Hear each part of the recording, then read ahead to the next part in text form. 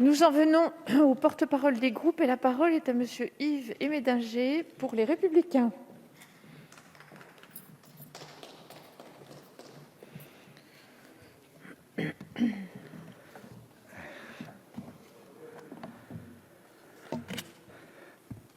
Merci Madame la Présidente, Mesdames les ministres, Mesdames, Messieurs les rapporteurs, mes chers collègues. Le Gouvernement met ici en avant la poursuite de la modernisation des procédures des administrations au profit des usagers. Le rôle de la Direction générale des finances publiques, la DGFiP, est notamment élargi. Son nouveau réseau de proximité va être mis en place et la douane restera mobilisée contre l'ensemble des trafics, etc. Belles paroles, mais la réalité n'est malheureusement pas à la hauteur de ces paroles. Car en 2021, ce sera une nouvelle année de baisse significative des emplois, mais aussi des crédits sur la mission. En outre, l'administration a engagé depuis le début du quinquennat un mouvement perpétuel de fermeture des services de proximité, notamment des trésoreries, sous prétexte de coller aux évolutions territoriales.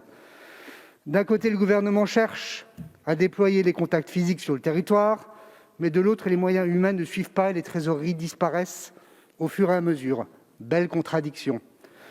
La Direction générale des douanes va également connaître une réduction d'effectifs, et cela sous couvert d'un effort de redressement des finances publiques. Les économies ne devraient pas être cherchées ici. Comment dès lors réussir à tenir les objectifs de renforcement des contrôles promis en fin de semaine dernière par le président de la République lui-même pour lutter à la fois contre le terrorisme et la pandémie. À un moment où nous avons particulièrement besoin de renforcer nos contrôles aux frontières, vous proposez de réduire nos effectifs de douaniers. Cherchez l'erreur. Par ailleurs, les agents des douanes s'étaient pourtant déjà mis en grève en 2019 pour alerter sur le manque de moyens humains et financiers pour faire face au Brexit. Aujourd'hui, la possibilité d'un revirement du Royaume-Uni sur ce dernier point n'est pas à minimiser. Et il y aurait justement nécessité d'anticiper et de se préparer à d'éventuelles turbulences à nos frontières. La réduction des moyens humains est donc malvenue à l'heure actuelle. En outre, des saisies records de tabac de contrebande ont eu lieu en 2019, avec une hausse de 49% par rapport à 2018, mais aussi de 3,5% pour les stupéfiants. Sur la DGFiP, nous saluons en revanche l'augmentation spécifique des moyens mis à disposition pour les investissements informatiques et la modernisation des équipements.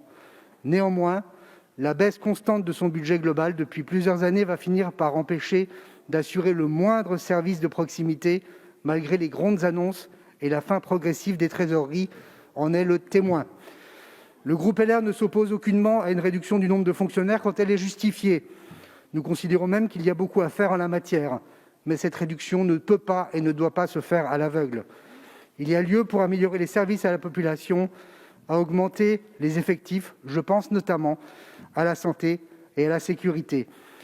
Aujourd'hui, les citoyens demandent plus que jamais des services publics de proximité accompagnés de moyens qui vont avec, et je salue d'ailleurs l'ensemble des personnels qui œuvrent au quotidien.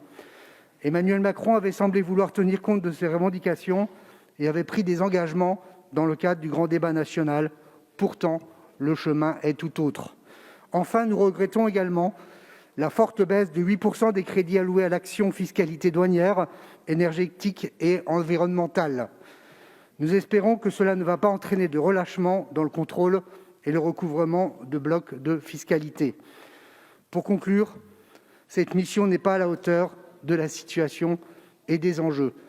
Et c'est la raison pour laquelle le groupe LR ne cautionnera pas les choix opérés par le gouvernement et votera contre cette mission. Enfin, en ce jour de commémoration, Madame la Présidente, en ce jour de commémoration du 50e anniversaire de la mort du général de Gaulle, je ne pouvais pas conclure sans le citer. Entre possible et impossible, deux lettres et un état d'esprit. Merci.